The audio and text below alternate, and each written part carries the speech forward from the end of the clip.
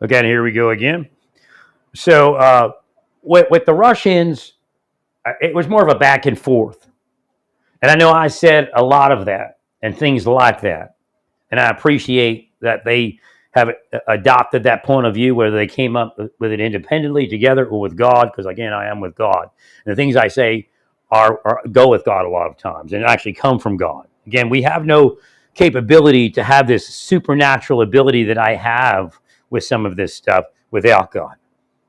So I just want to explain something. I think Putin has said some things that are true, but again, I think he kind of hates Biden and Biden's people, and maybe that's just. I mean, Biden didn't do anything to help me. His people didn't do anything to help me. Right? I was attacked by them also. However, I think it was larger than just the Biden administration and just the United States. Early on, I kind of took a hard line, get Russia out there, and then I thought about it. I'm thinking, well, maybe there's something to it. I know how Europeans are. And again, we saw some Polish people speaking ill of our military and our I think it was our people of color in the military. Right. So again, to say that nothing happened to Russian-speaking people or Russian ethnic people in the Ukraine would be false. I knew that to be at a certain point. God opened that up, and I knew it to be false. So at that point, we start this idea that maybe there needs to be dialogue. And also, God opened up the future of that war, how tragic and horrific it would be. I even told Russia they're going to come up into Russia. But I told let me give you some background. So when I'm in the U.S. military, one of my early missions as a young, I think I was like probably an E3 when I went over there or something. I went over to Egypt, Sinai, and I was part of multinational force observers. When I enter into something, I stay there. Again, it's not something I do; it's something God does with me. I may never have had an MFO thought in my life for years until I woke up, but I was part of the multinational force observers. I was under the United Nations banner, and I was part of the United Nations. I respected it. I believed in the United Nations, but I believed in the United Nations a little bit more neutral than they are today. I felt that one of the shortcomings of our pre-war efforts with Russia, again, I didn't believe it was time to take that hard of a stance with Russia. I believe that we needed to outreach to Russia. We needed to respect Russia. We needed to take reports of any types of civil rights violations, any type of ethnic cleansing that Russia, whether we believed in it or not, I think we had an obligation to do that. And it may have averted the war. But just ask Putin, okay, we understand you're upset. Let's cooler heads prevail. We'll send our teams in and we'll start interviewing. And you can bring have Russian observers and have Ukrainian observers. Unless, it would mean an issue to the witness. And then we couldn't have them in the room. Right. So I think really the United Nations did not reach out to Russia as much as I would have liked. And that's what I kept saying. And I kept saying to the Russians, just go to the United Nations, make a bigger complaint. I said, this is not a war you want to enter into. At a certain point, I told you it's going to be like World War I trench warfare. And within a short period of time, it was obvious that it was World War I trench warfare. And if you're a military person, World War I trench warfare was some of the most deadliest warfare, I think, in the history of the world. So we ended up living that truth. I moved a lot of spiritual power trying to promote peace within the mind of both sides and this sadness of war that didn't need to be. That came true. But again, I don't know if Putin hears me or what Putin receives in mind, and I can speak to Putin in a place where he's not. I mean, anything God can do in communication, I can do, but only because God empowers me to have that. And it came up that, well, maybe, like the what if. What if I had done something different? And what I tell a world leader or even like a local person, if they're talking to me in the mind, even a heroin addict, whatever it is, you can't do something until you can do it. So I laid out what you needed to do before the war, but if you can't get to it till after the war, then that's fine, because you can't get to it till you can get to it. But what blocked him? It could be the CIA. You see how crazy the world is. Or it could be MI5, or it could be both of them. Could have been the Ukrainians. Maybe they wanted to war them. Teach them a lesson or two, whatever it is.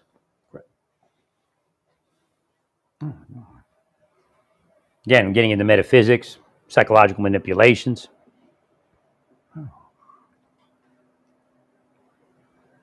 Well, Putin's KGB. He's not going to come out and say stuff, right? He keep it inside. But inside, he could say, "Well, what if I had done something different? What if I had done what you said to do?" But you can't. You didn't. That means you can't.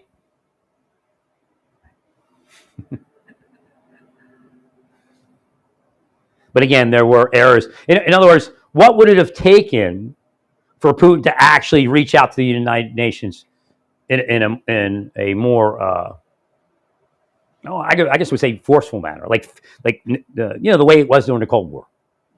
But that was my idea, to get back to the Cold War, and we go and we saber rattle, and we demand an investigation. It may have taken what I told the United Nations to do. Now, if you saw it, I don't know if you did. The spies may have blocked it. I don't know.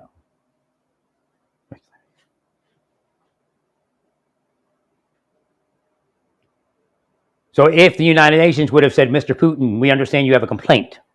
We are prepared to send our teams into Donetsk or whatever the location is, and to investigate, crimes against Russians and Russian-speaking people, and the other concerns where you have where the environment is hostile to Russia.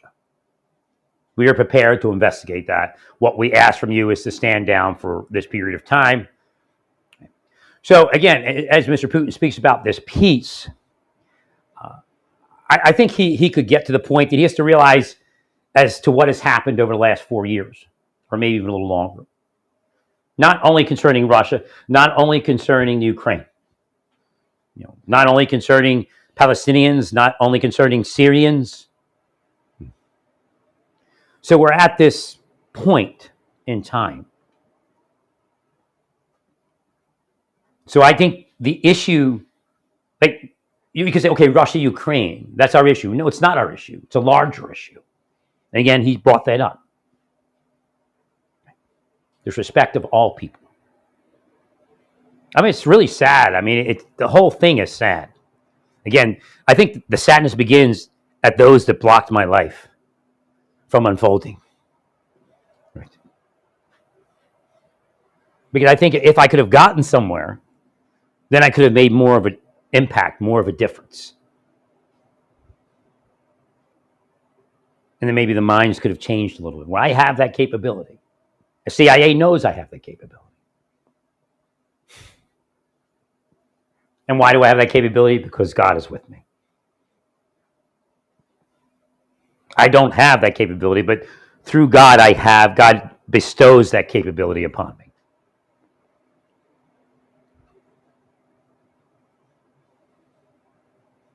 So when we get to certain points, and I told you my goal was for Putin, even way before that, was for Putin to repent. Why? Because I touched Putin spiritually. And I touched Putin spiritually how? With God.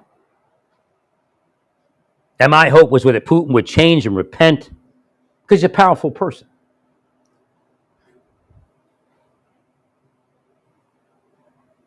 And I think if Putin's being honest in what he's saying, he has changed to a certain degree.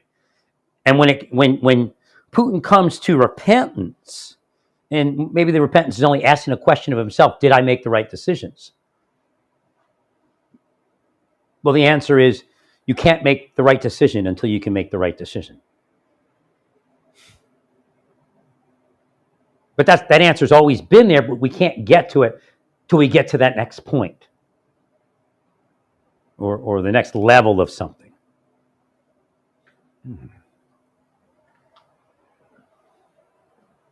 Again, for somebody like Putin, it's very difficult to think, well, was I possessed? I mean, did something influence me? Again, he's KGB. He's been trained not to let the influence him. I believe he's been influenced. I believe he's been changed. I believe we've all been changed. I believe those that change us don't even control the change that they cause. They're just into it. The idea of manipulating others. Has Putin done that in his lifetime? Probably so.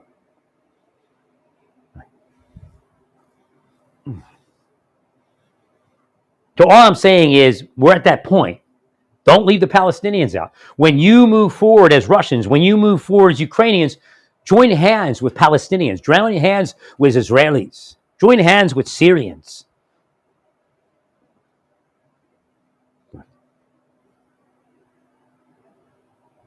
And say enough is enough. You need to have your own free minds back. When Gorbachev and Reagan moved forward, they had free minds. They were lucid. They were going to change the patterns of the past, and something destroyed it.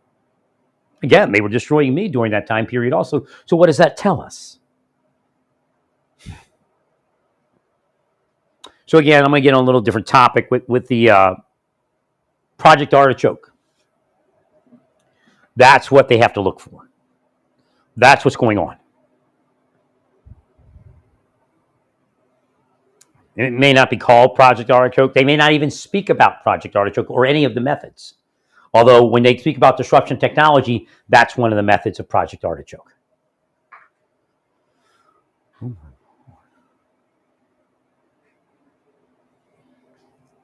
Again, there's other projects, and of course it's more advanced than Project Artichoke.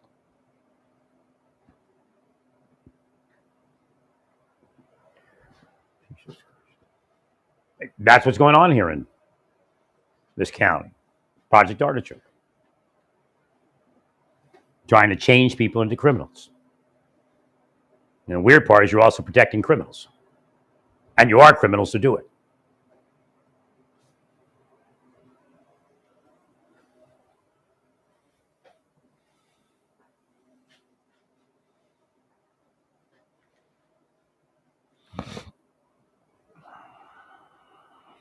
So as far as Mr. Putin and the history of Europe, if you pick any point of time in history, you could pick what country rules. Even Poland had something. Lithuania had some time period. So he picks the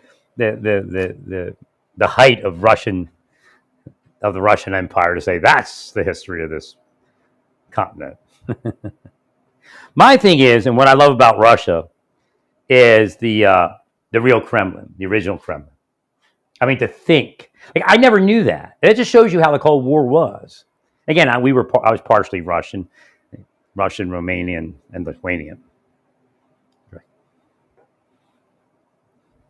Again, pick a time period and we're Polish. Pick a time period and we're Lithuanian. Pick a time period and we're Russian. Because again, those nations always changed hands for a while.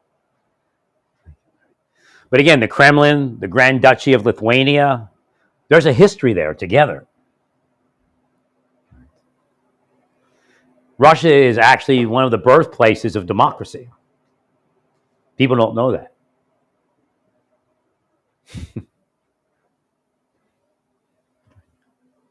That's where they said that people shall be represented. So the way I understand it, there was a kind of a what do they call those?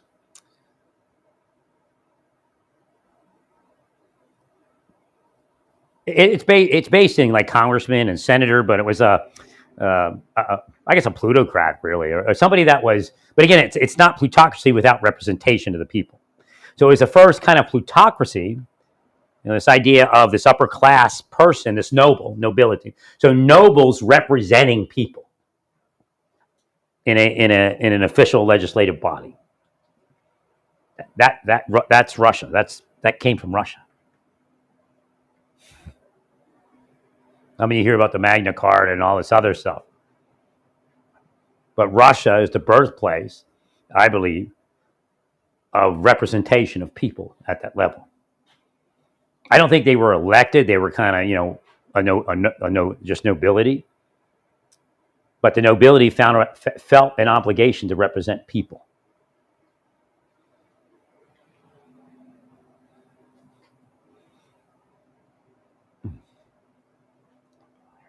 And the interests of people.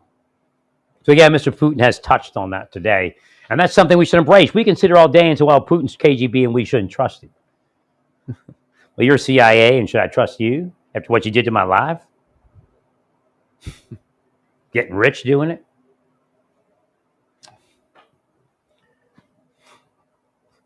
Thank you, Larry. I mean, they're sick people, man. Sicker than the sickest on the planet.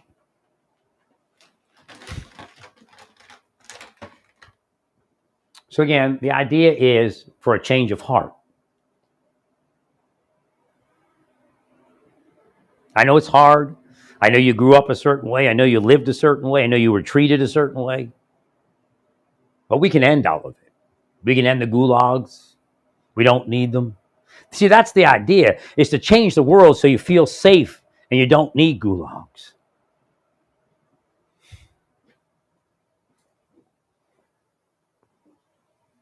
Make the world safe.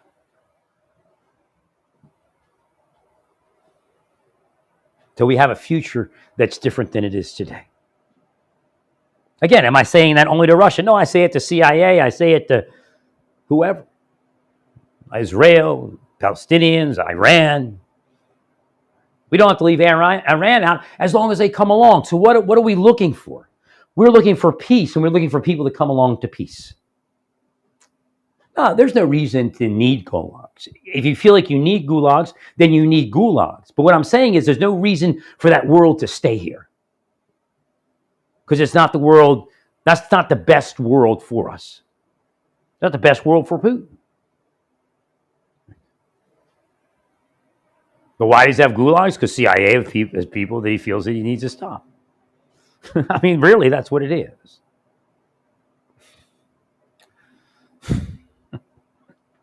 So again, we need to figure out how to keep the world peace intelligently instead of destroying the world and destroying the world's peace with intelligence.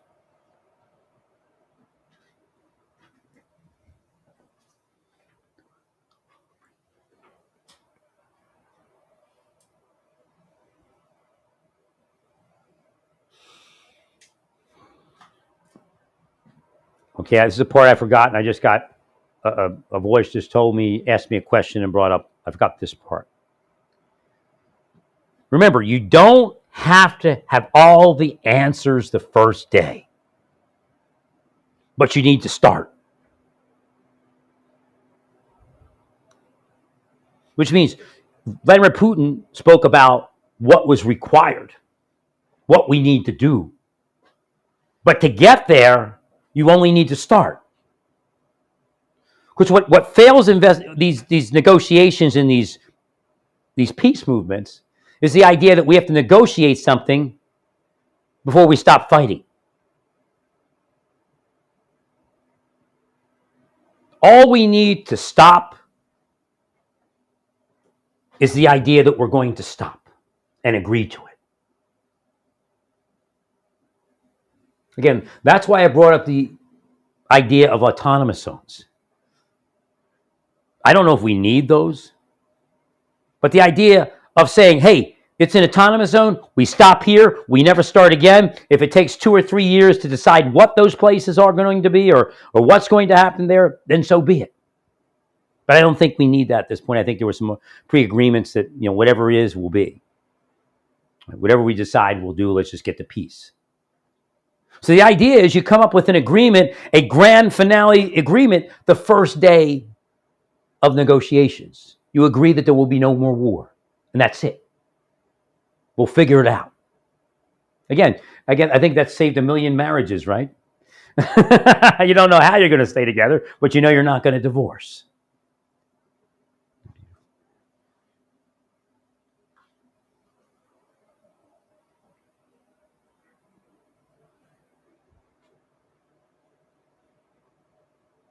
So you come up, it could be Putin and Zelensky in the same room. I don't know if that's ever going to happen. Or maybe just Lavrov and somebody. And you need to say that you represent the leaders of your nation, and that the agreement has been made that there will be no more war. And we start today and we finish whatever day we finish.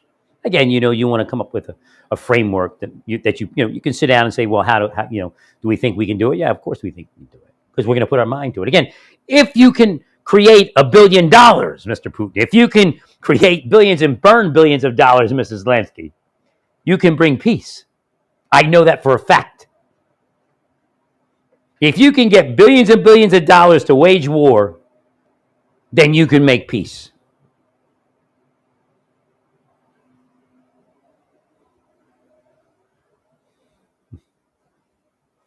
If you are Jewish and you're in Israel and you could do the business that you all do, you can bring peace with your mind. You need to want to have it. That's all it is, your mind.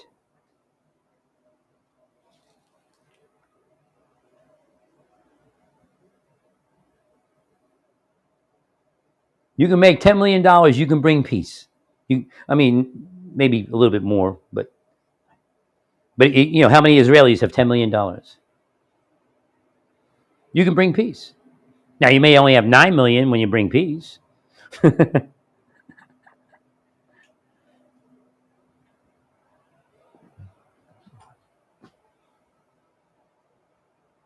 So the way to bring peace in Ukraine, the way to bring peace in Russia, is to bring peace. Do it the first day. Declare peace. You can say we don't have an agreement, but we have but one agreement. We declare peace.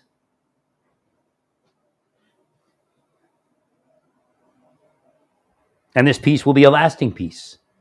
And we don't stop meeting day after day after day until we bring the peace in its entirety.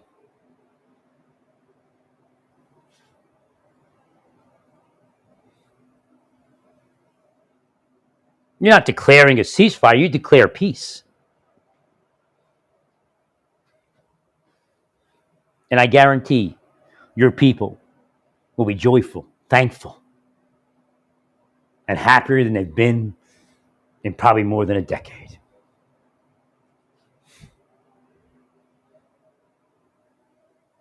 I will not ask my people to die. It's over. There will be peace. We don't have all the particulars, but this is it.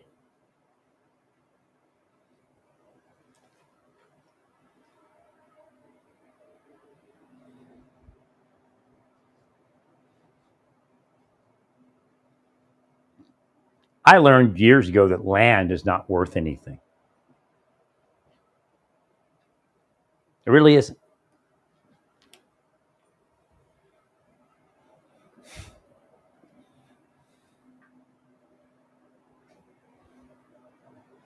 Every religion I've seen, the instruction is that land is not worth anything.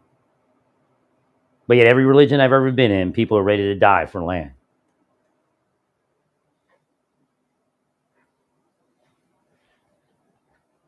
Many religions will tell you there's nothing here. But yet I've seen every religion I've ever been in, everything is here. They believe everything is here.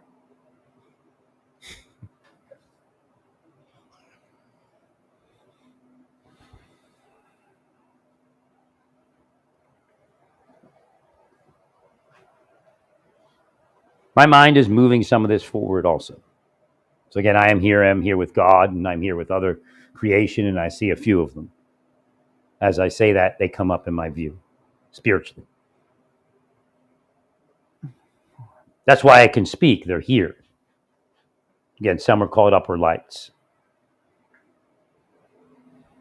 And if you haven't figured it out, I am an upper light. But I'm not saying you're not. Again, I don't have that within me to say you're not. But again, allow me to be the upper light, because God has revealed that I am an upper light. I'm a special master, I guess they call it. Not special, what do they call those things? Ascended master.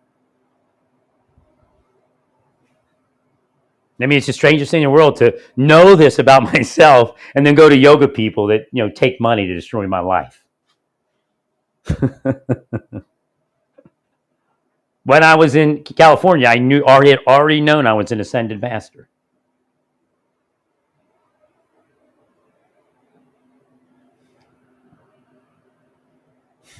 Like I said, I'm human. I have human thoughts, but I have no worry about my afterlife. And God is the one that showed me that. Not that I ever worried about it.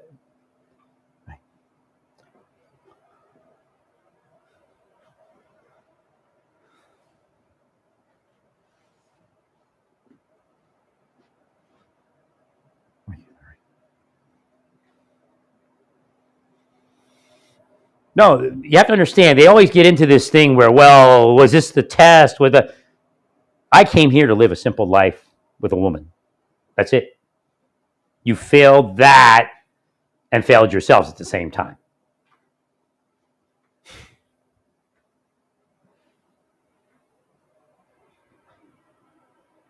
See, I have to have a minimum quality of life to effectuate what I need to effectuate.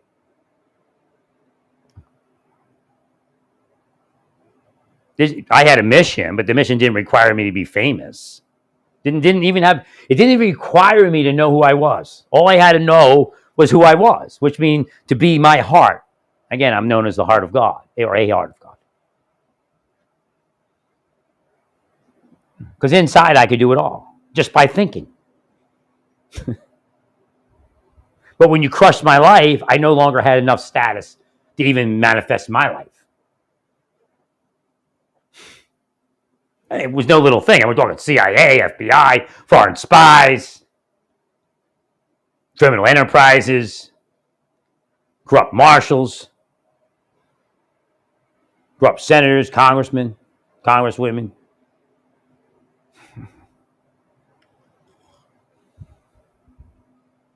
Russians.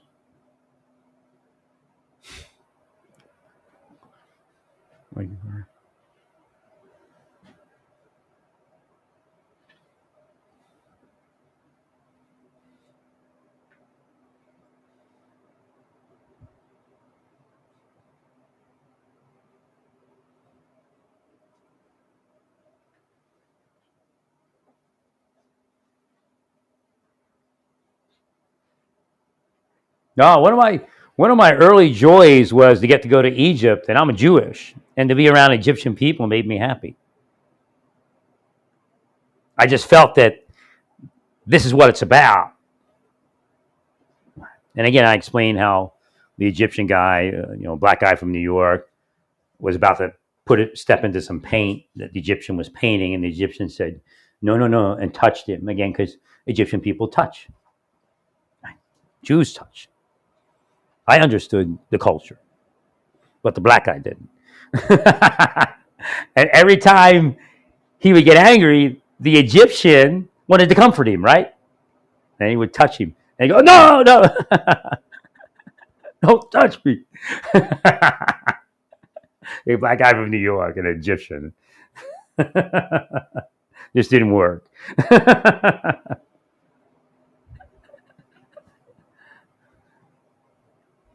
But I was happy to be there.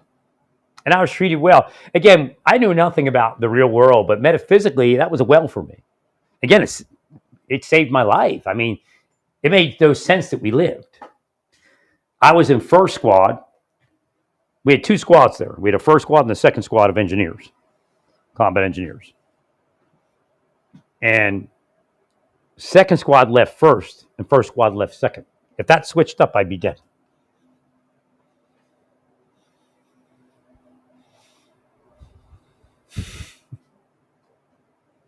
I was in first squad.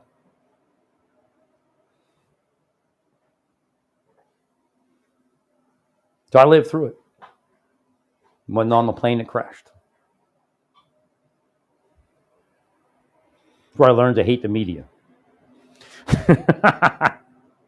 We're sitting out there in the middle of the desert.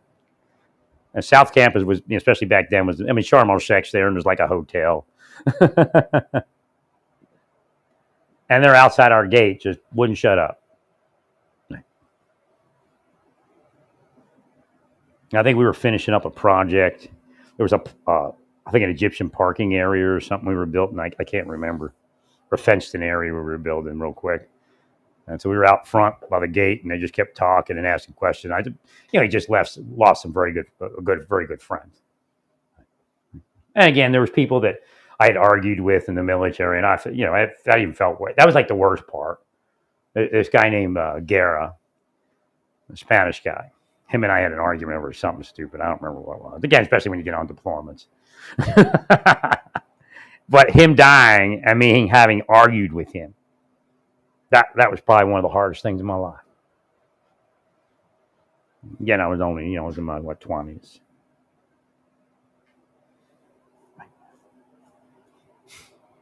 And then I asked questions. Why did Phil go? Phil Cardell, why'd he go, and why am I here? I mean, that kid was the religious, always studying. I'm drinking beer, wine, and Phil's studying the Bible. I kept together pretty good. I studied scripture over there and everything, and I did Mount Sinai twice and all that. But Phil was dedicated, and they came back to me years later. When I woke up, Phil was prepared to go. You weren't. And actually, I had a job to do here. That's obvious. But Phil was ready. I think I told his parents that. I can't remember. He was very dedicated to Bible study. And there's a lot of distraction when you're over there, right? Because, because it's really weird because there's nothing there but alcohol. So everybody's kind of like in their own thing there.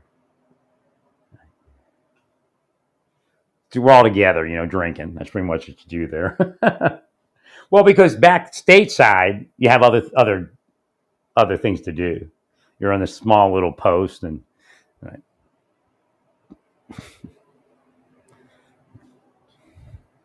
Now I did a lot of fitness training.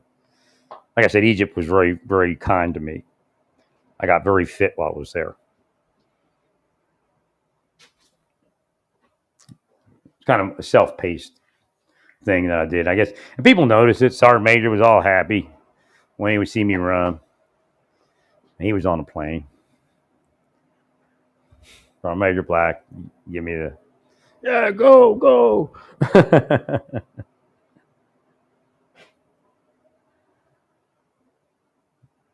The problem was that I wasn't awakened. And when I woke up, that's what I wanted for the planet, for it to be awakened. Again, they played this game with awoke and all this. I think it's the spies, to tell you the truth. I agree. They're sick. Well, the idea that everybody know that there was an awakened, and again, you're not necessarily awakened even though you're awakened, like they put me back to sleep using Spikeray.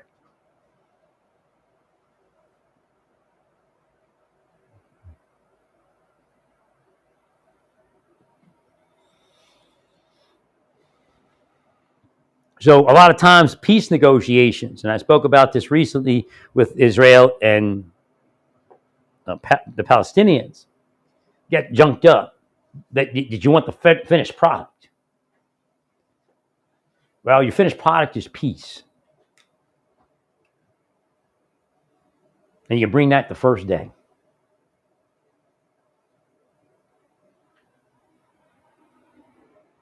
Now, you have to both be honest participants in that process. Because, again, once you bring the peace, once your people learn that you declare peace, and you see the reaction of your people, I think nothing else will really matter all that much. And I think Mr. Putin is kind of there. Like, does this really mean anything other than what he's articulated? That we need to establish this respect. I don't believe the Russians were respected by the United Nations. Now, whether the United Nations saw my request to honor Russian requests, and again, I don't know if the Russians didn't actually request what I wanted in the Rush request, and I don't know if they saw it. I mean, spies could have blocked it. I asked them, I said, go to the United Nations, make a request, demand an investigation. I told the United Nations, reach out to Russia, bring some investigators, start honoring that the quality of this investigation, of this process. Give them credibility by saying, yes, we understand there's ethnic issues.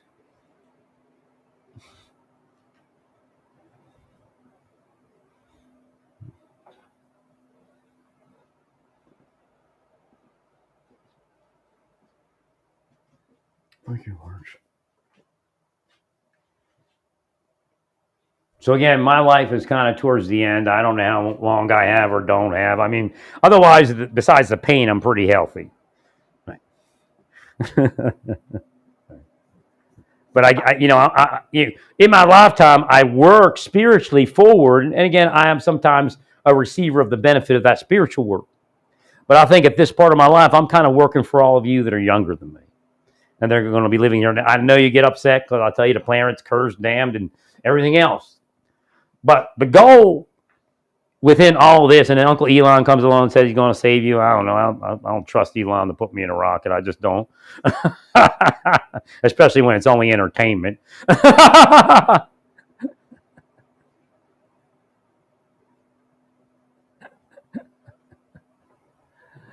But the goal is still the same. And I think God will bring it about. I just don't know. And again, God says you'll be here. You'll be here in spirit. What we want is for all of you to wake up. But I mean, wake up to the level of vision and knowledge that I speak about that God has given me. That was our goal. Once I woke up, it became obvious that's what was wrong with the planet, that people were asleep.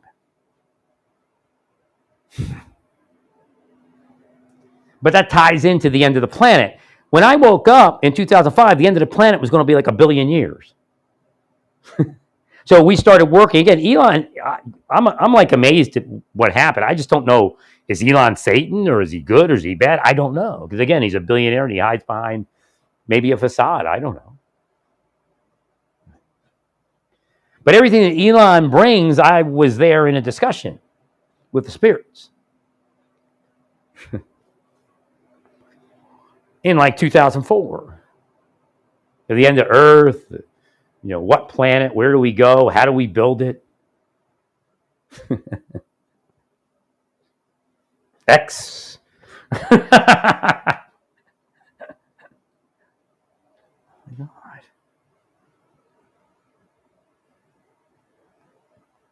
But the idea is this.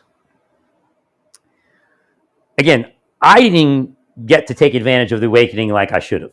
Again, I would even be more comfortable with the end of my life and everything else. Because again, we're all human, we die, and it's kind of still a little unknown, right? Especially when you're tortured. If you're not tortured, it's a lot easier to die.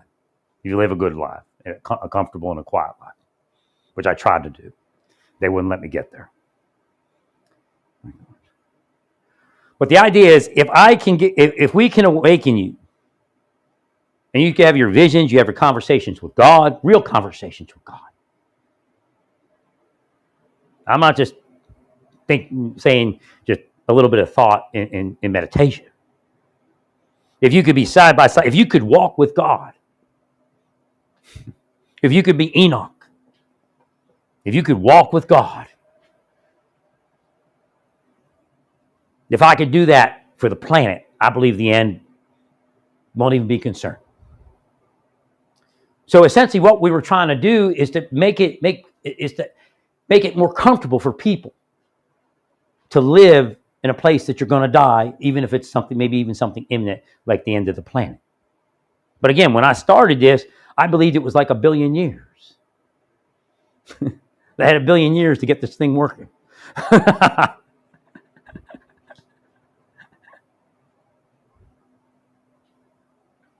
Because you don't have to go to another planet.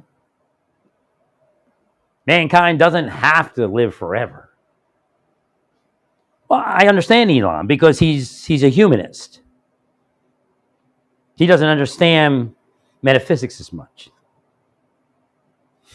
But that's where the awakening comes in. Oh, I could be thought as crazy. I could have thought myself crazy too. But for the fact that God introduced God's self to me when I was a child, I never forget that feeling of God. And throughout my life, even though the feelings were different, it still had the DNA, the spiritual DNA of God in it. And I wake up and God's talking to me through my own mouth. So I can be a strange person to see when I'm in spiritual conversation, but again, it's oracle, the spirit medium.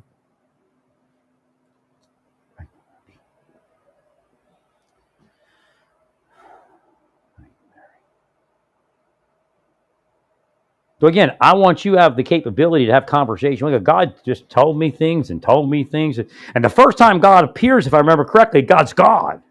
God's got the God voice.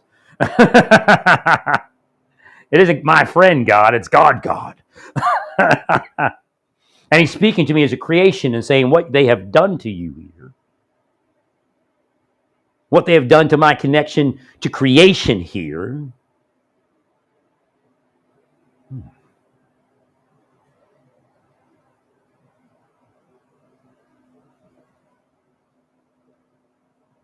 So again, things happened a long way, and God brought up one of the.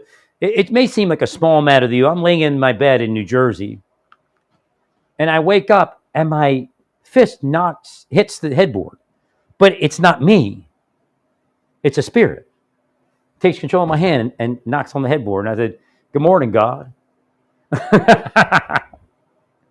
Again, this is the life you're supposed to have. That's the life, God was in my mind and wants me to tell you, that's the life God is supposed to have with you. You're supposed to realize when God takes your hand and knocks on something.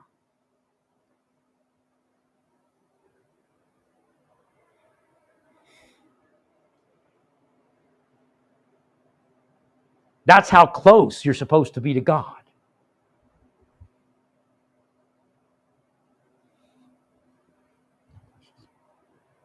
I don't care who you are. That's the answer. I didn't say you would be sinless. I didn't say you'd be rich. I didn't say you'd be poor.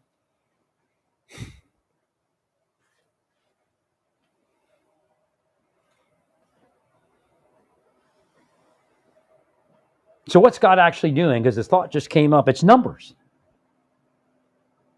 God wants the maximum return of creation to God. And what you see happening is as sad as it is. Doesn't mean you have to die to return to God, but what they're doing is they're playing a game with the numbers on this planet. And again, if you notice, they're trying to alienate people from God. It's horrible. That's why I try to warn the Christians. Well, leave God to be with people. Don't close the door. Let God decide what will happen. Just ask for your space and give them their space.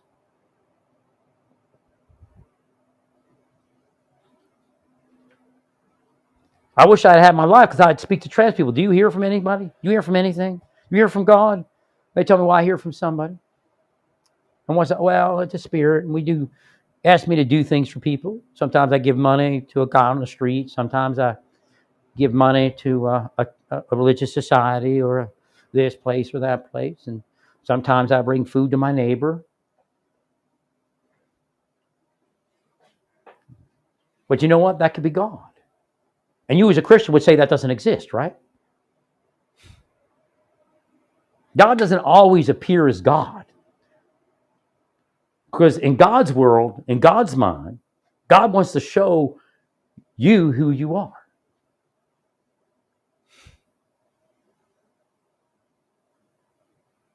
And why do I say trans people? Because we're supposed to believe that they're so far from God that they'll never find God, but yet maybe have been born with God and lived with God their entire life, whether they knew it was God or not.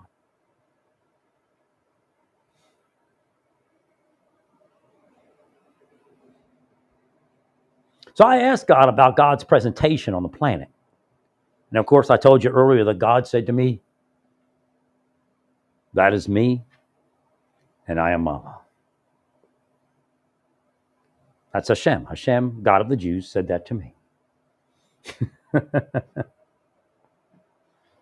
Again, part of it's a numbers game. What's the best case scenario possible for the planet?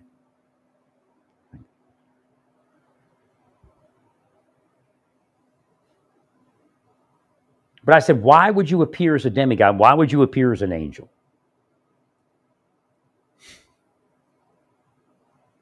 And God says, I also appear as spirits, everyday people in other people's minds.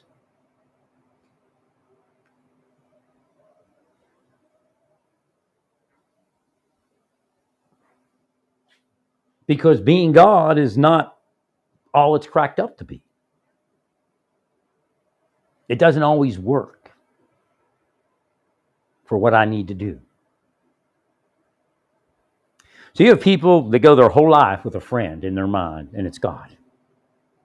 And they don't even know it's God.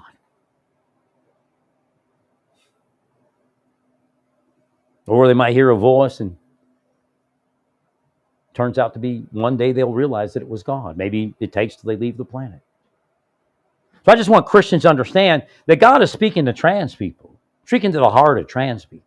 God is speaking to the heart of people that drink, people that do drugs,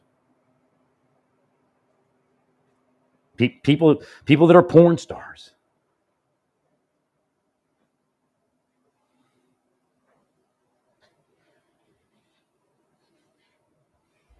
Now, I get a little afraid to say something that I really, God says as an angel, it's my mantra. Now, of course, when God tells you that, it's actually God makes it your mantra.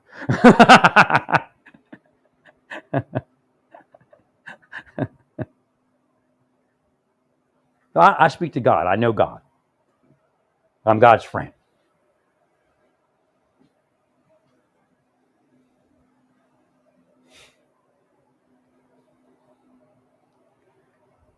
But I came up with this thing in the presence of God. And again, of course, God bestowed it. And it's this.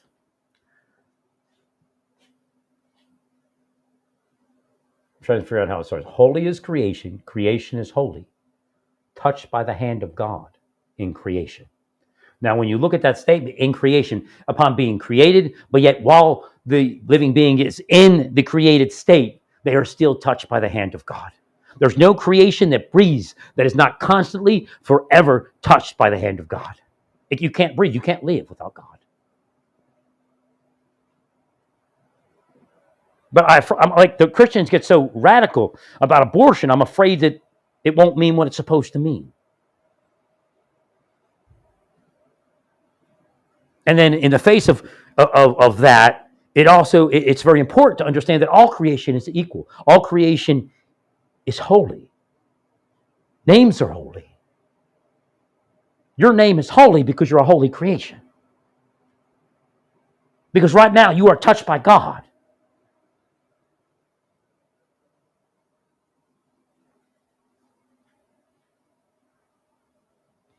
God is within you.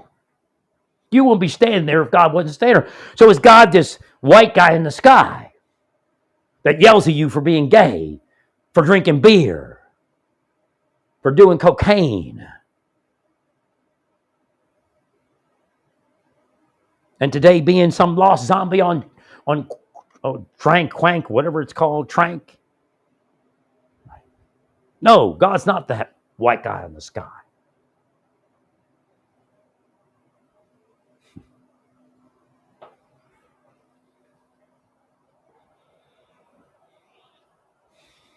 So you're walking down the street and a Christian's telling you that you're a sinner and God's within you, making you holy. Because you are holy.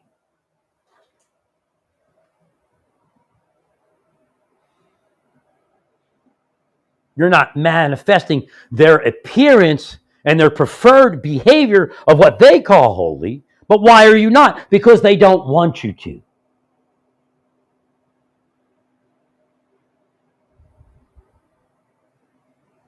One of my missions on earth was to help you understand that you are holy, just the way you are. And part of that holiness is the fact that within you dwells God. I know there's a physical process of aspiration of air. But early on, they realized, because they could see, that process of aspiration of air was a holy process and dwelled with God. See, the problem is you only see the physical at one instance, but in that process of aspiration, there is a psychological, a physical, and a metaphysical, a spiritual process.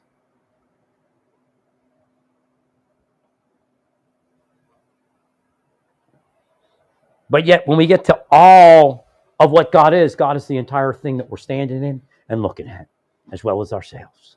But we're not God. Because we can't operate like God. Like, why would you want to be God? You can't do that. Like, if you were God, the world would fail. And again, that's, I think, one of our problems. Everybody believes they're some form of God. Let God do it, and God does it right. Not the God that you say God is. So, one of the goals of God was to parallel common thought and then take over. But the takeover never happened. I guess in some lives it has. Some Islamic people know the truth of their religion. Some Jewish people know the truth of their religion. Some Christians know the truth of their religion. Some Hindus know the truth of their religion.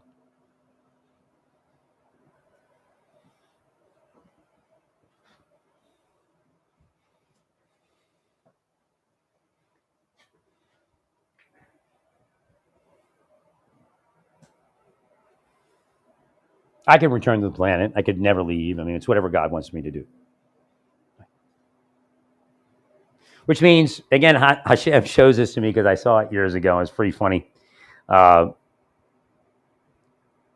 I brought up a story about a kid, and he was visited by his grandfather at like 7:30 a.m. I forget how they knew the time, but his grandfather had passed away at 6 a.m.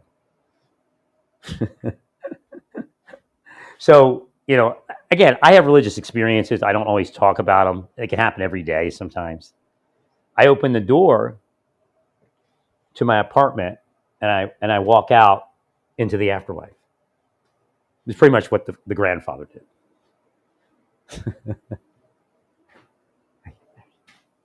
No, it's not to say that I'm going to die in here or anything, but God reminds me that this is not real.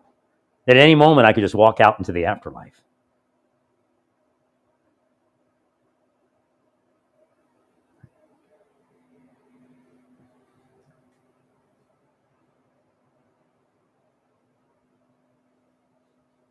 I don't know what they're trying to communicate with me, the dead or the passed on Palestinian kids. They're around. Again, spiritually, that means something. Their spirit is around.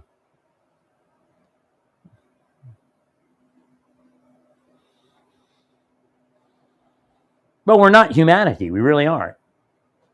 We're creation. That's something larger than humanity. And humanity has actually failed.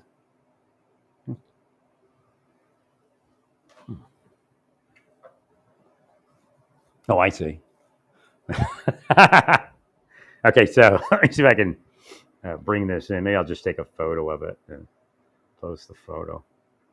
No, I was seeing it. I couldn't see what.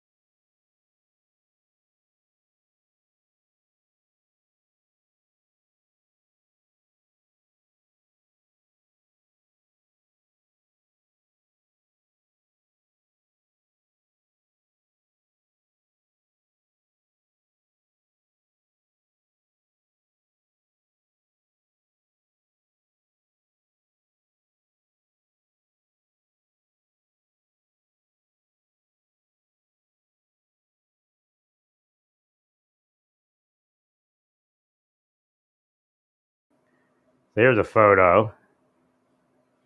If I can get it. I mean, if you really know how it's unfolded, it's disgusting. Very piggish people.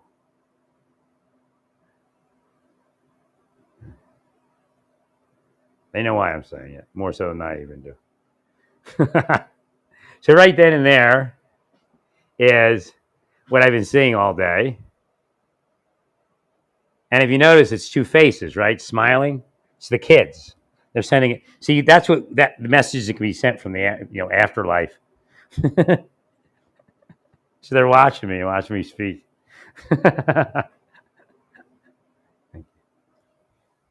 I'm so sad for them, especially as a Jewish man.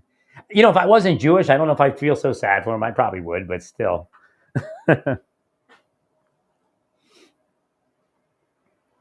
Because that's not what we're supposed to be. That's not who we're supposed to be. Right. Then we have responsibilities and obligations.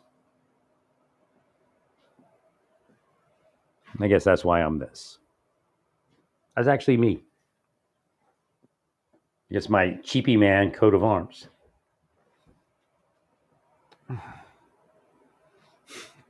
God designed that.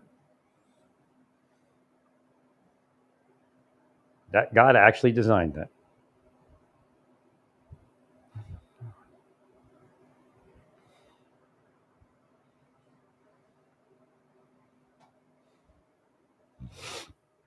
So whoever you are, I mean, you all owe me money. I mean, over the years, I put out fires in Russia with spiritual activity. I was at a Russian cam girl. I would love to have met her and married her, but we were. I told her, and I with her. I don't know if she engaged in it, but I was healing the fires in Russia, and they within a few days they went out, which means I probably had a lot of power in Russia because I wasn't living there and being cursed there at a time as I was here.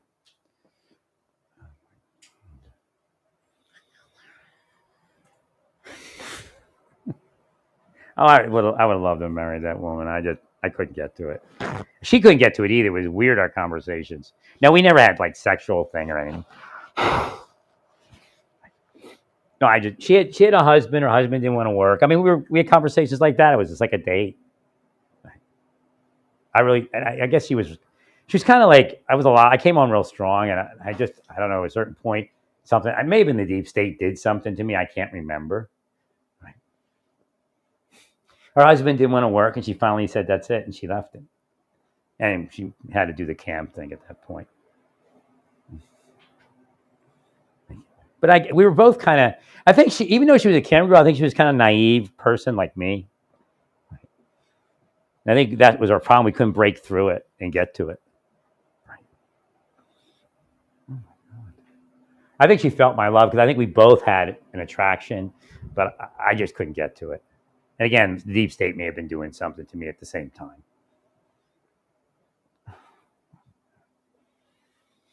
But I did work on putting the Russian fires out in Russia. So like everybody owes me something. I've helped Saudi Arabia design. In other words, they effectuate my plans that I tell them. So I mean, somebody has to have got that to them. I don't believe it's all inside.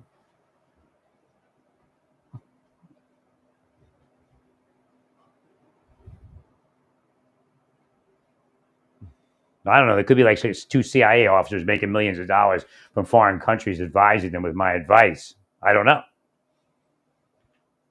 Or former CIA or something like that.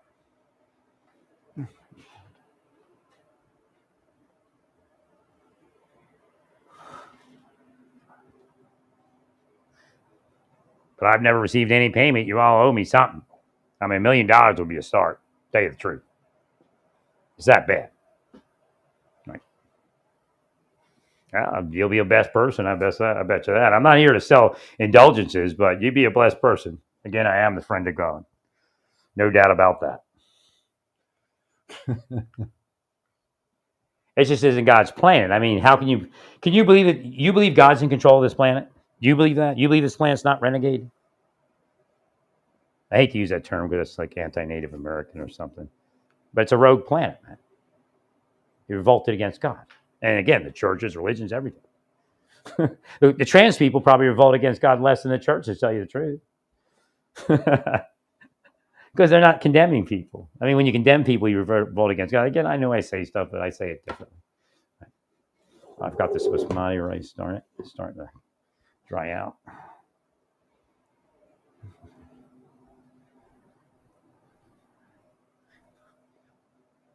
There's no way that this was supposed to be done to me. I agree, Larry.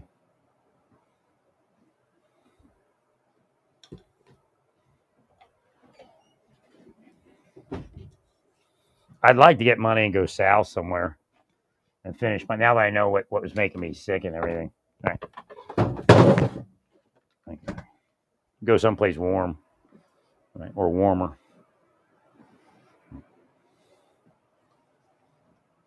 I guess I could go back to Philadelphia, but I don't know if I want to do that. Maybe then, if I had money, I could. I'd go back to Florida if it pays off. I mean, apparently the house prices are dropping. Florida owes me. I mean, I healed every place I lived in. I've healed the markets. People made money off the markets. Correct. I've never been paid anything. Our time, it's not payment. I mean, it doesn't even cover the damages. Don't forget, they deep stated me in the government for a decade at least.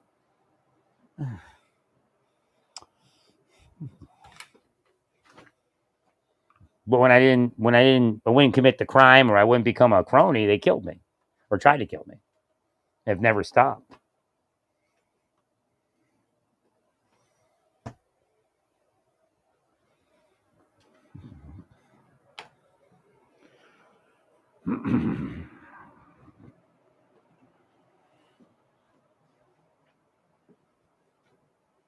Well, I just think that it would be a better world if we elevated the Palestinians along with us.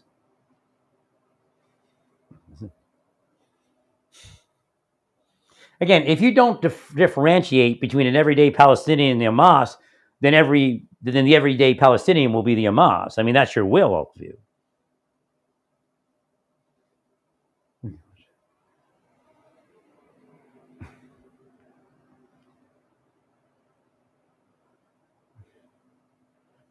No, I've been cramped and crunched for probably years. I couldn't get out of where I was. Thank you, Larry. They were doing it. Like if I look something online, they start the operation. Like I look up massage therapy or a doctor. I couldn't buy a vehicle because they were blocking me from it. They were using disruption technology to block me from buying a vehicle. That's why maybe I got injured. I don't know. Didn't have a vehicle at the time.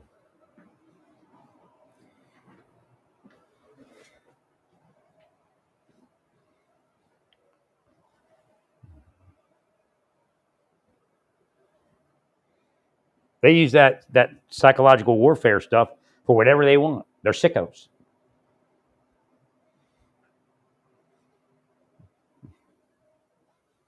So again, we got getting closer, like 36 hours or something to warmer temperatures. Let me see, where was that? I had this thing. Let's see where we are.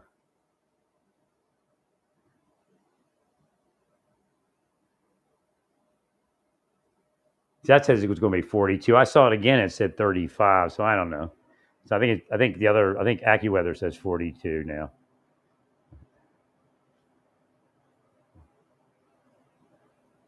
So we're getting there.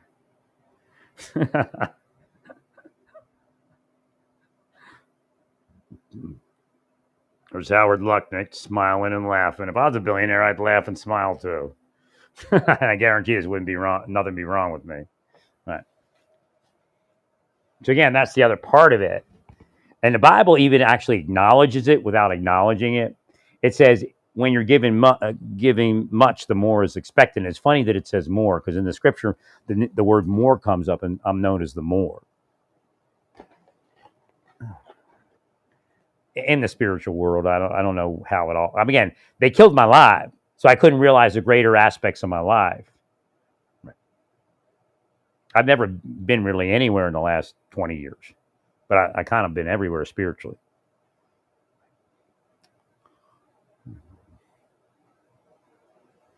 So again, when you're given, God expects. And again, you can't get like when you're given, you can't get there by just doing charity. Again, you can't just pay your way.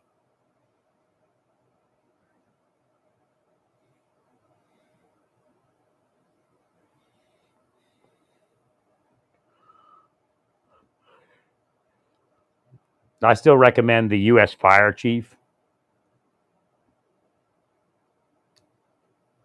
We need an operational chain of command,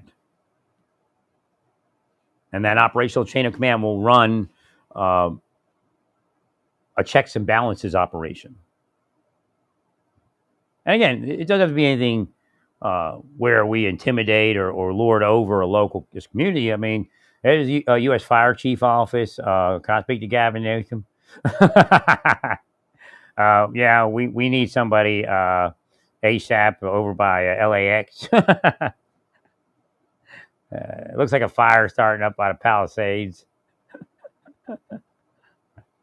If that happened, it wouldn't have went the way it did. Again, Gavin Newsom isn't going to tell you that they missed anything, but they missed something. It's just obvious. I don't know. Again, the bottom line is when you speak to fire people inside, and I don't know if I actually am speaking to them, but when we mind meld, is there's, to be honest about what, again, it's like I say with Texas and what happened in Uvalde. It's not out of the ordinary of law enforcement operation as to what happened in Uvalde. It does happen, but that was the big one. Right? So again, Murphy's Law, when we realize what Murphy's Law is on a day-to-day basis in law enforcement, then when it happened in Uvalde, it shit happens. Right? So again, when I'm with fire people, but we don't have a system that works that way yet. The system that I explained exists piecemeal and works a certain percentage of the time. Because, if I would speak to Gavin Newsom, I'm sure he said, well, we have all these airplanes, we got all this, we know what we're doing, don't worry, we're doing great. But again, that's his job, he's a politician. When we talk to the fire guys know we're missing certain checks and balances. Right? Maybe the fire guy didn't say checks and balances, but we miss things. And when we miss it, then we get the Palisades fire. Thanks, sir. But again, we have technology advancements. We have knowledge. We're gonna have artificial intelligence beyond anything we have now. We can have the airplane where it needs to be. Again, it's almost scary.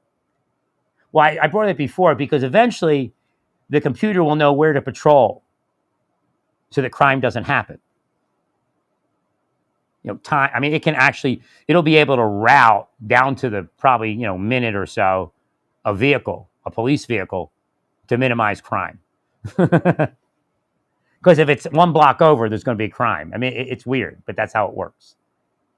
I mean, it's not perfect, but generally it will reduce crime. And again, we do that kind of now. Cops know that, when the school's let out, we put a car over here, we put a car over there, right? That kind of thing. At the end of the day, after the end of the day to school, we put one over here, we put one over there, and we realize that reduces crime and adds to child safety. Right. Yeah, I could have been a chief of any police department in the world. Probably am inside on a couple of them. If you're a good person, I know God will put me with you to help you run your police department. Right. Well, because that's all we want is good people in the right place, and then we can do the rest. God and I can tell you what to do.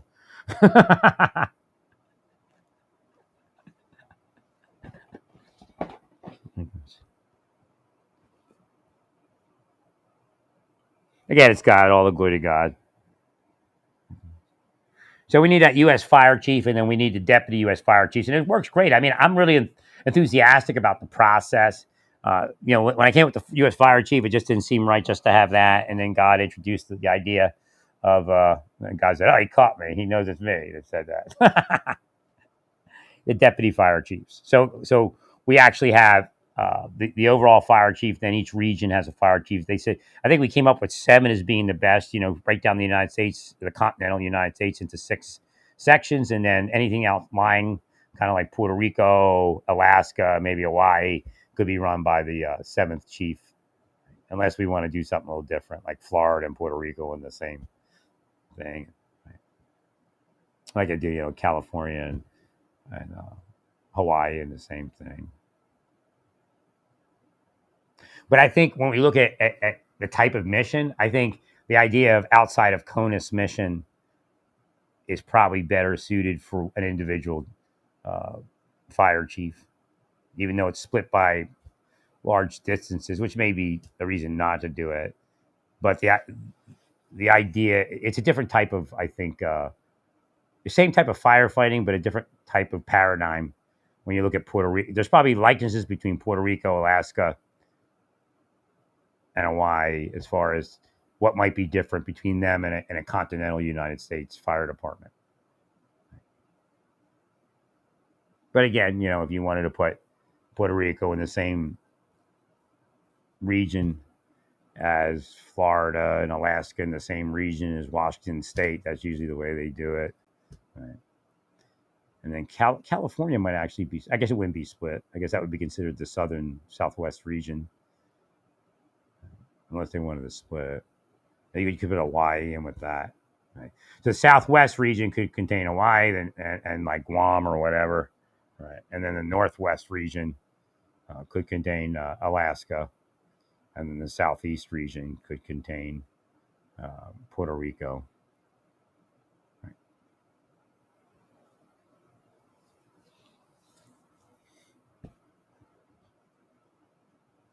And then we'll have an automated catalog of what I mean, you might have it. I don't know. We need an automated catalog of what we have and then what the states have. And then, we check on whether they still have it. And again, when you strategize,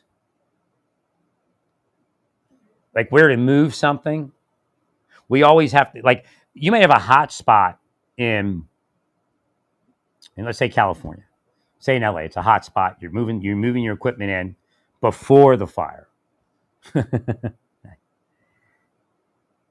But we're pulling things from Utah. I think I brought this up before, for Idaho, pulling things from Arizona. Well, a little more, like, everybody wants to volunteer. Everybody wants to run to the fire, right? But the idea is we want to move people before the fire, but we want to maintain a presence, what we consider the best case scenario presence.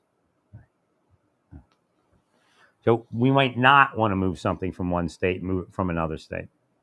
So if we could just see, once the system is up and running, each state will understand it and see its successes, and then hopefully want to be part of it and understand that you can protect another state even if you're worried about your state, because the machine is going to protect your state.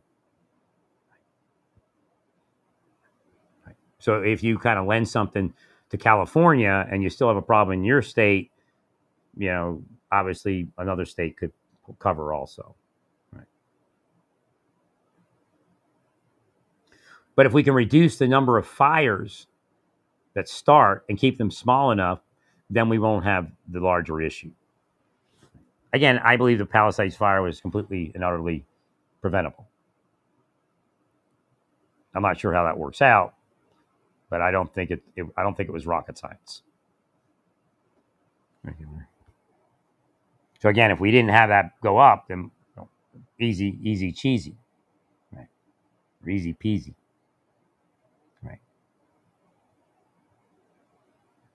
So that's the system we have to build. Well, it'd almost be magical because I just yawned.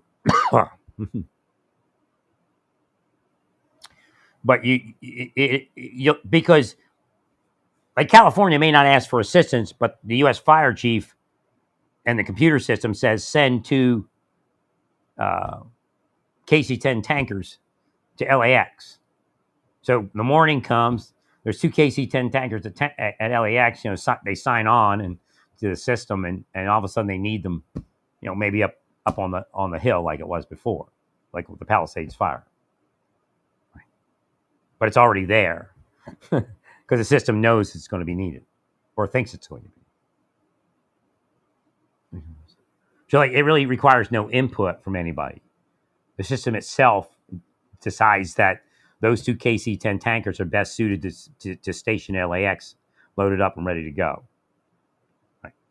And then bam, Palisades fire gets put out before it becomes anything. And the question is, was it put out once or not? Right.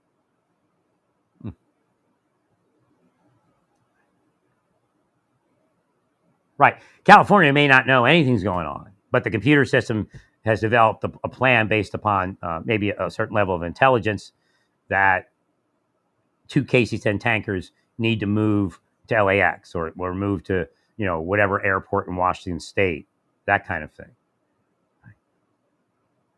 And then it might be there for 2 days, and then it needs to be in Arizona at the Maricopa County, and then it goes to Maricopa County. Meanwhile, it put the fires out in California.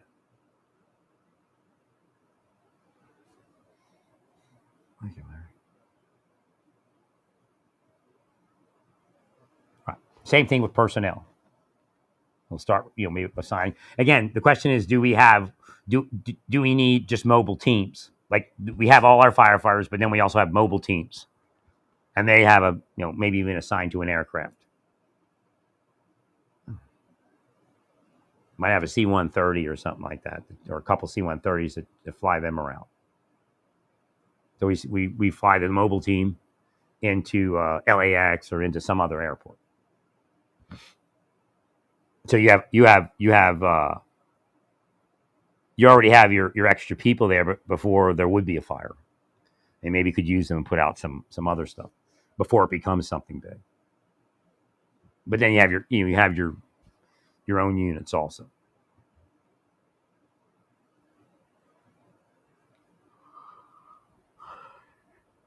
Or it could be a TO&E set. You have two KC-10 tankers and a C-130 that flies a team of firefighters. So they move together. And in fact, they might move to a place, like a rural airport and land where there is very little firefighting for the moment, and then put out a fire there that whether it would be insufficient. Again, based upon firefighting, ambient conditions, that kind of thing, technology.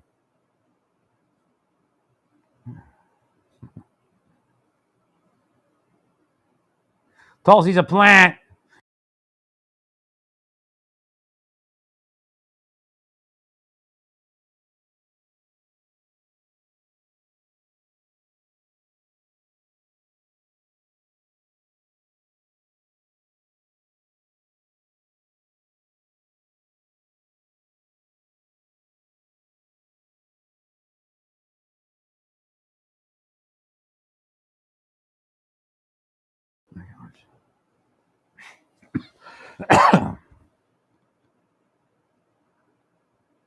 Well, when we look at the latest fires and we think about, again, we don't have to point fingers, but we think about the tragedy, the just the effect, the destruction. Again, to have been able to stop that is everything. Correct. And it didn't stop. So no matter, again, Gavin Newsom, he's going to say, and I'm not blaming Gavin Newsom, but I'm saying it didn't work. You have a great system, but it didn't work. Why? Because there's a couple of things that we could do to enhance that.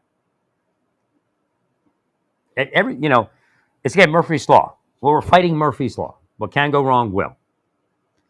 And that's what happened. That's what caused the Palisades fire. Murphy's Law. You can, in a million years, you can tell me that you could have done it different and fought it, but you didn't. So there's something wrong with the system. Again, if I listen to all of you, I'm going to blame a fire chief. I'm going to blame a governor, a mayor, or someone else for the problem. Right. But again, that's not the answer.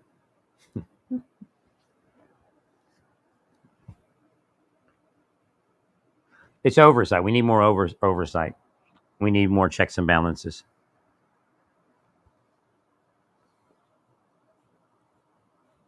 So again, the system might even be absolutely independent, a part of it, where the artificial intelligence is calculating the best location.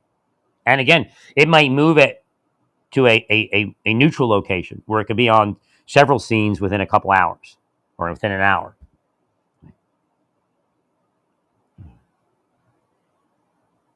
Thank you. Whatever the best case scenario is.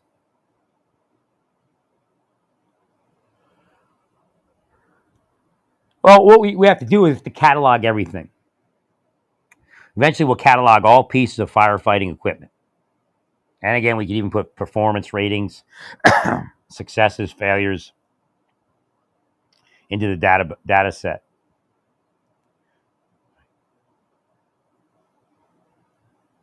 So it'll be able to calculate where to put everything, right? And where to send any augmentation. It may find, like, without all the information that we need and the artificial intelligence, it may find ambient conditions says it goes to point A. But when we also calculate the available equipment in an area and we calculate successes and failures, it may put it somewhere else. Which means when we look at California, there's been a couple recent failures. And it doesn't mean that rating stays there. And it doesn't mean that we have to trash them. It just means we need to augment California until we get past whatever it is that's causing this, whether it's ambient conditions, whether it's um, some decision that didn't work right, whatever it is. Right?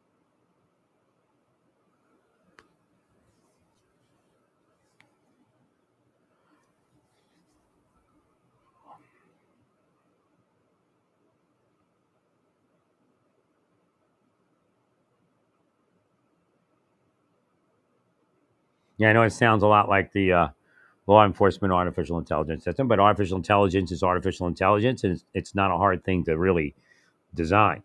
I mean, the code is difficult, but thank you.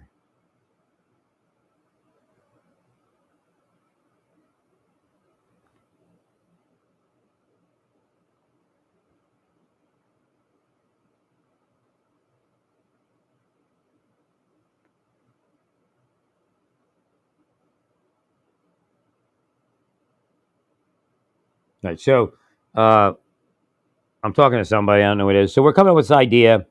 Uh,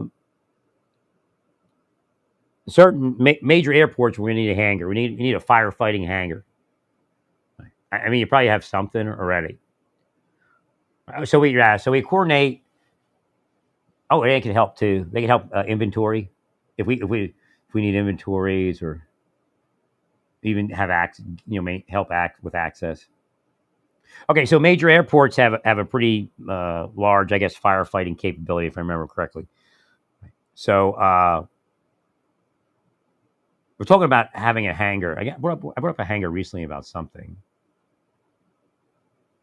FEMA or something. I don't remember. But let's see what they look like.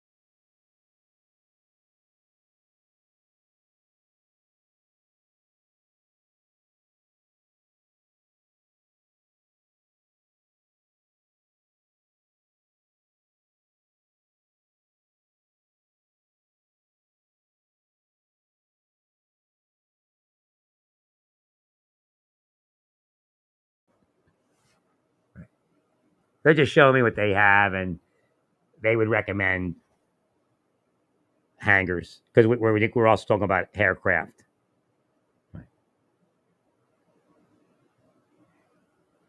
So that would be one of our. We can make them one of the points of contact for if the augmentee teams come into LAX.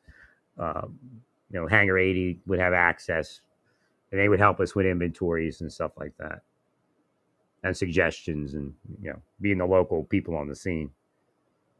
LAX would make sense to be one of our hotspot locations.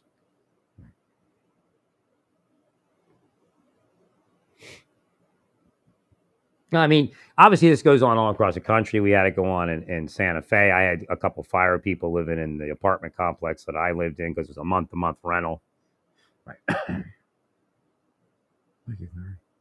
I guess they probably put me in, huh?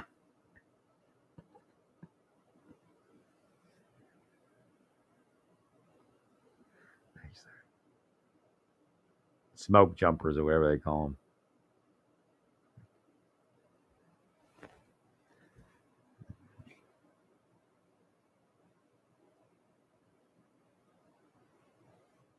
Just shocking what they did to my life.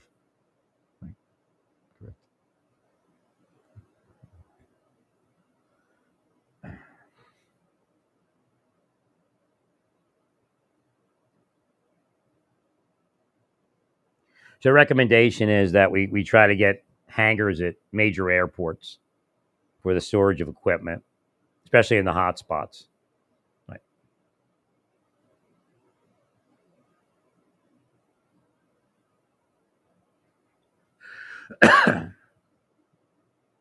And it's and the fact that there's large firefighting units at major airports is conducive to whatever we would need, while assistance we would need, maybe while we're not there. Right. Having somebody having access, somebody preparing something for when we arrive. Right.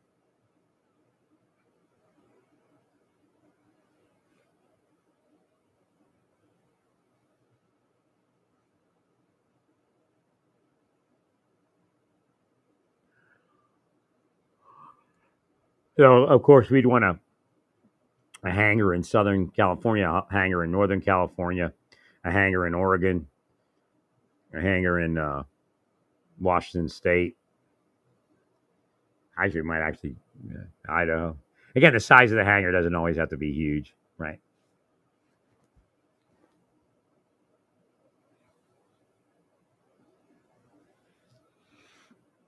All right. Okay. So yeah, the state of California has its own equipment, and we can piggyback on that. Where do they store their stuff?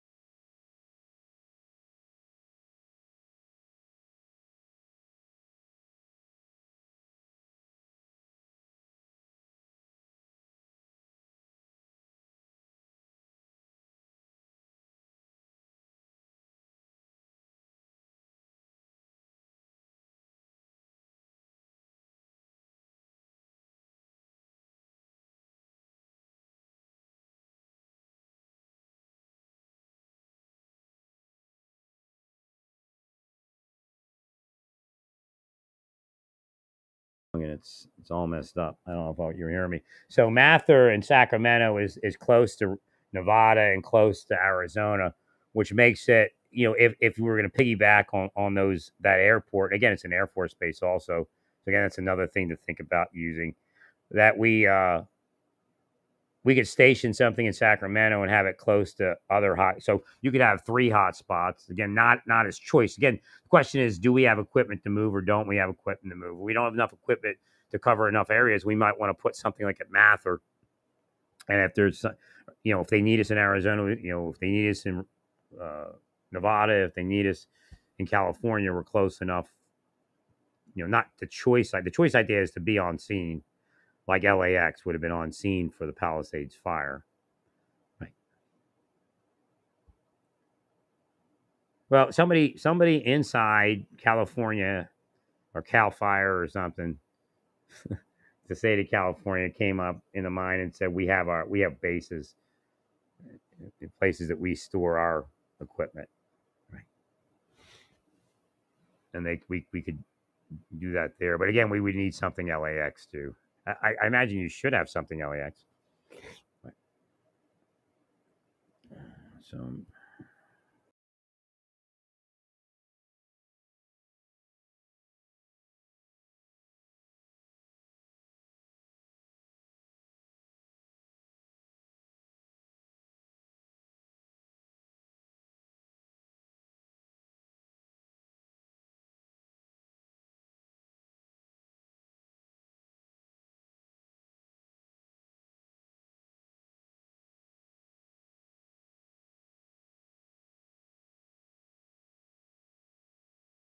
It's in the same spirit of what's going on now.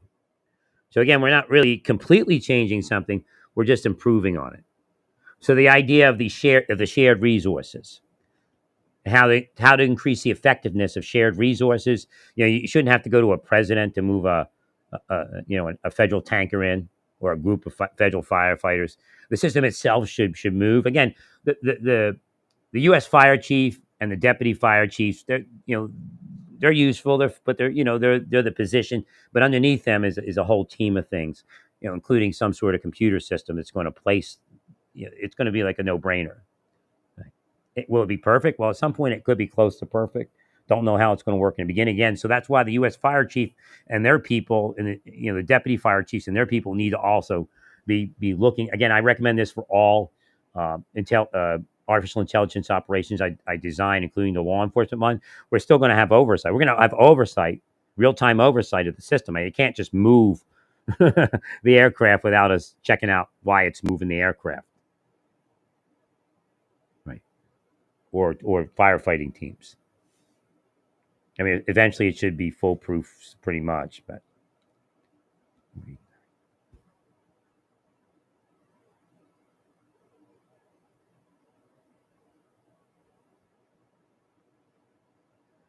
thank you, friend.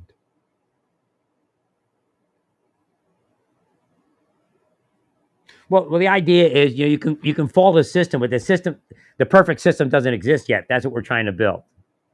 I can point a finger all day at somebody, as far as firefighting, but the consensus inside in the mind meld is the system that we want doesn't exist. The system that we needed doesn't exist. Yes, you could say if this was this, if that was that, but the system where this is this and that is that, rarely exists, and usually doesn't. Again, Murphy's law. So we need a system to fight Murphy's law.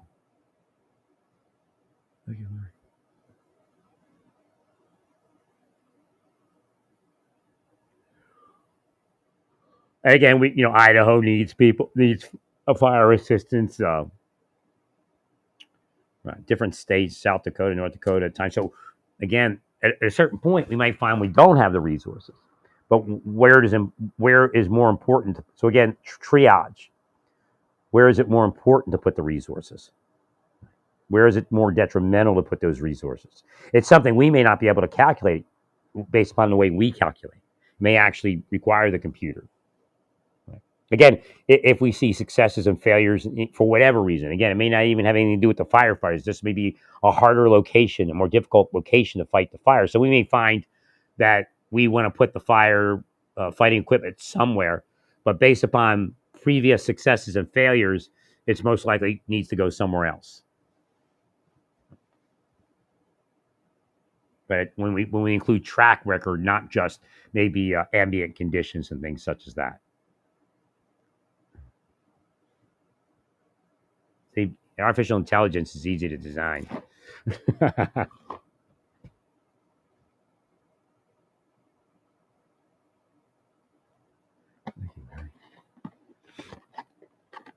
Yeah, what I'm doing right now, we're meditating. I'm meditating. We're building it. We're actually building that system in the mind. So there's way for it. So once there's way for it, it's a lot easier to happen. So we're creating way. We're creating space and way for the U.S. fire chief and the deputy fire chiefs. And again, it makes sense. Again, when we have these things, yeah, we have spokesmen. We have Gavin Newsom. Yeah, we have fire people, but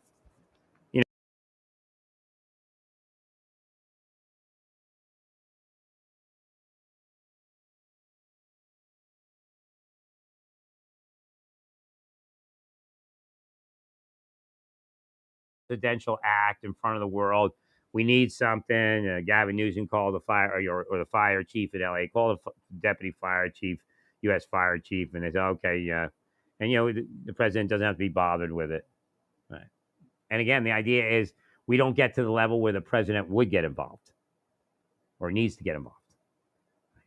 And I know, we're talking about a certain percentage of fires. I don't think it's going to be perfect. And maybe one day it will be. Maybe we'll design even something greater in firefighting that works even better.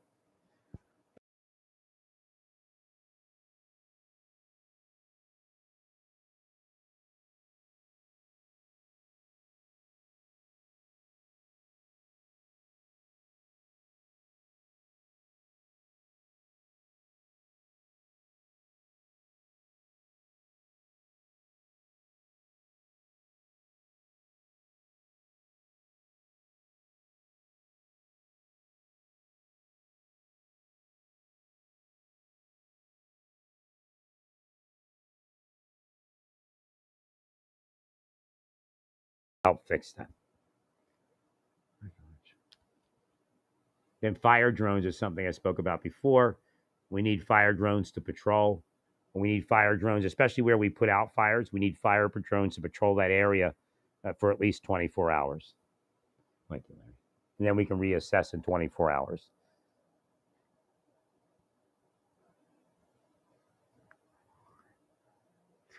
Right. So I don't know if you have anything like that, but you should have fire drones. And essentially, when you put out a fire drone stays on scene for at least 24 hours. Especially in a place such as that where, a rekindling is possible, possible and maybe to a certain degree of probable.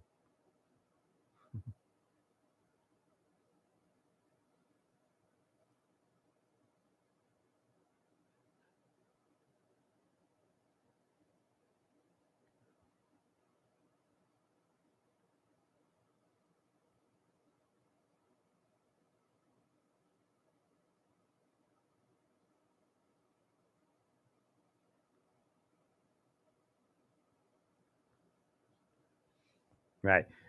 Something speaking, and it's saying we have an inventory already, and that inventory is rather large. And if we could bring it together like that, we already have probably something that can handle a good portion of what's being described.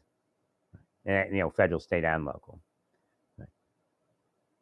We need to catalog it all, and then we need a triage app. I figured an app, but a triage intelligence that can place it intelligently.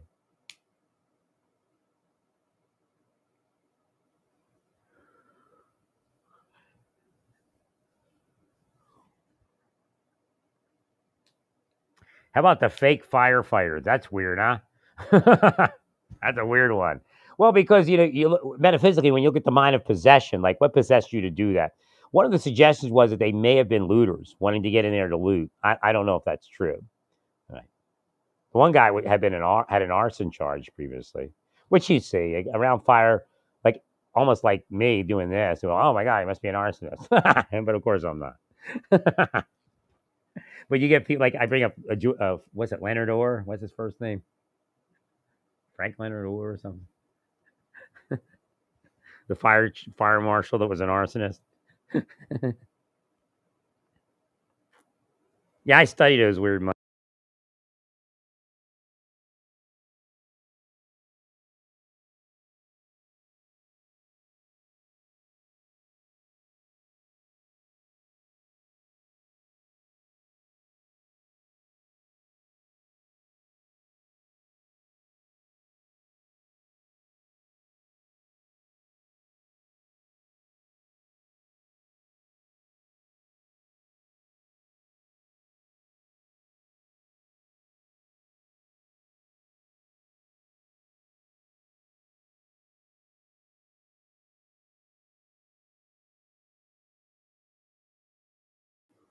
So John Leonard Orr was a fire investigator, fire marshal. It was a arsonist.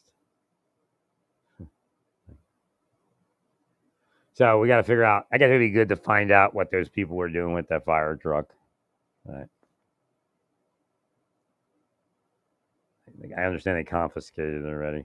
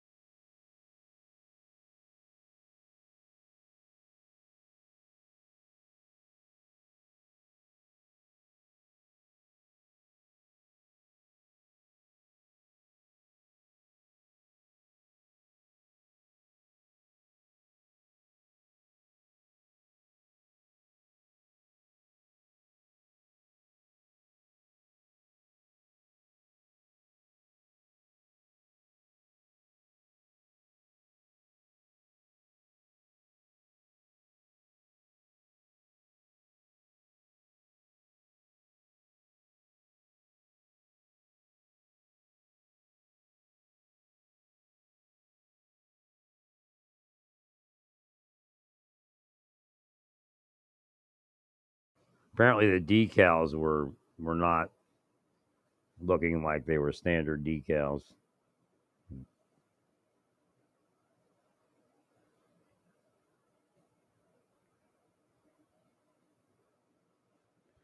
All right, my deliveries are here. I have to go gather my packages.